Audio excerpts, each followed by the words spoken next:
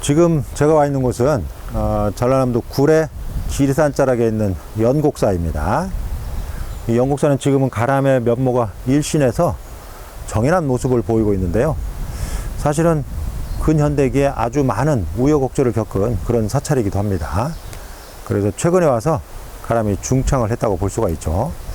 이 연곡사의 연역은 구체적으로 알려진 자료가 없습니다. 그래서 현존하는 유적 유물 그리고 일부 영성한 자료를 통해서 연곡사의 역사를 추정을 해 봐야 되는데요.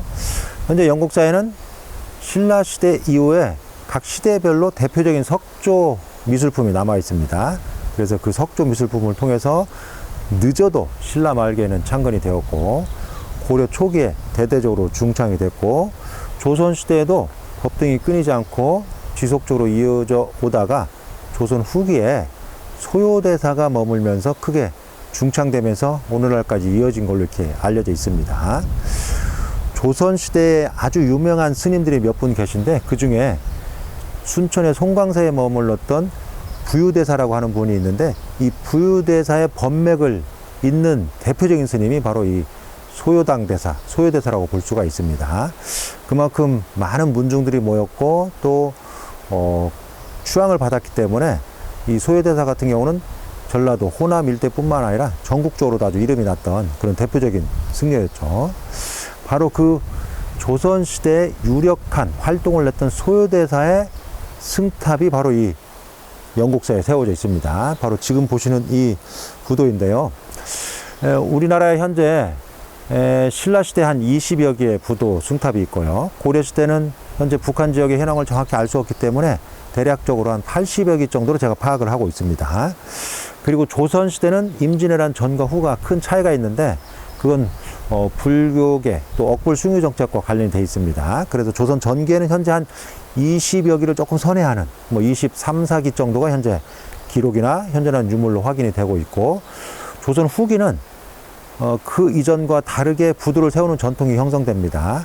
다시 말해서 조선 전기는 중앙정부 또는 왕실 또는 문도들의 적극적인 주도, 허락, 중앙정부의 어떤 윤허, 허락 이런 것들이 있어야만 부두를 건립할 수 있었는데, 조선 후기에는 스님들의 묘탑을 건립하는 것이 일반 사대부의 봉분, 무덤을 만드는 것과 같은 경향이 되면서 많은 스님들에게 부두를 세워주게 됩니다.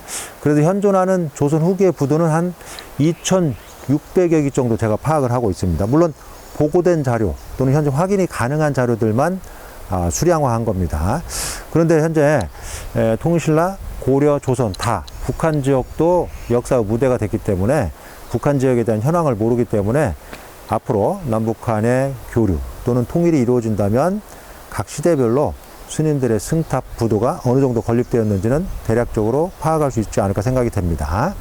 어쨌든 이 연곡사에는 신라, 고려, 조선 후기까지 이어지는 여러 시대의 부도가 남아 있는데, 특히 이 소요대사 부도는 조선 후기에 건립된 것 중에 규모도 크고 또 아주 전형적인 양식을 보여주는 대표적인 부도라고 할 수가 있습니다. 보시면 하부에 기단부를 놓고 또 하나의 연못처럼 넓게 홈을 마련해서 연못처럼 마련을 했고요. 그리고 중간에 독특한 형태의 연화대석을 마련을 했고, 또 상대석도 마찬가지로 연화문을 아주 크게 새겼습니다. 그리고 탑신석의 앞쪽에는 문비, 뒤쪽에는 이 부두의 주인공이 누구인지 그리고 언제 건립됐는지 명문이 새겨져 있습니다. 이 부두의 주인공이 소요대사, 그리고 순치 8년에 건립이 됐다고 되어 있습니다. 순치 8년은 서기로 환산하면 1650년입니다. 그러니까 1650년에 이 부두가 건립되었고, 또 정확하게 조성시기를 알 수 있게 새겼습니다. 그리고 주변에 현재 인왕상으로 추정되는 그런 상들을 새겼는데요. 아마 수호의 의미로 새긴 걸로 보입니다. 그리고 옥계석, 상륜부를 구성했는데, 조선 후기의 상륜부는 아주 간략화된 경향을 보이는데, 이 소요대사 부도는 상륜부가 아주 높고 상승감 있게 마련되어 있습니다.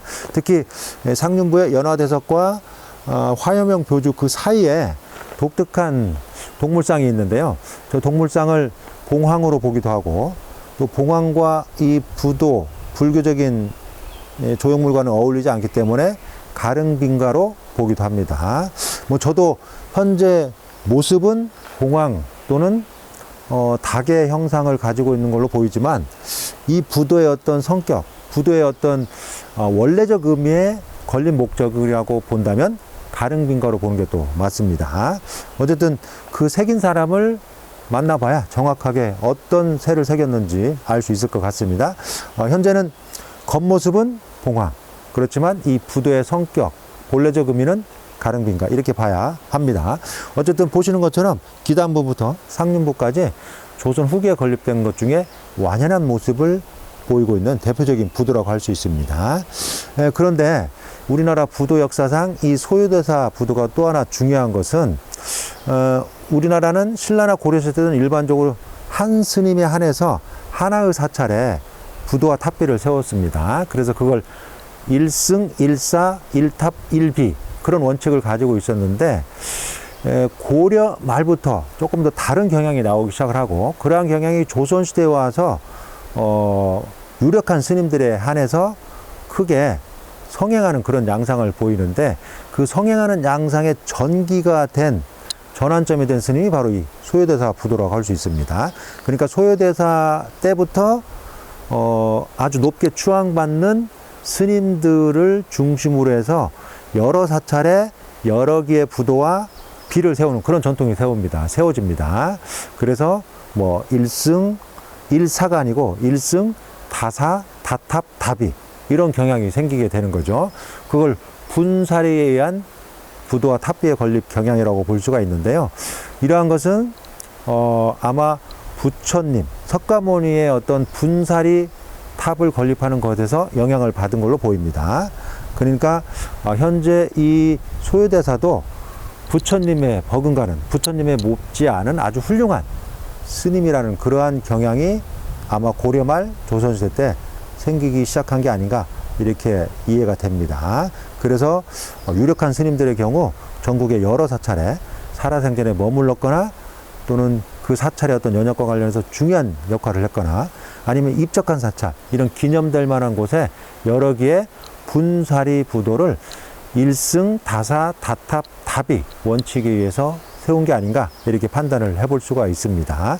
어쨌든 영국사에 있는 이 소요대사 부도, 조선시대 부도의 어떤 전형적인 조형기법과 양식을 가지고 있고, 또 우리나라의 어떤 분사리 부도를 건립하는 경향의 전환점이 됐다는 점에서 아주 중요한 부도라고 할 수 있습니다.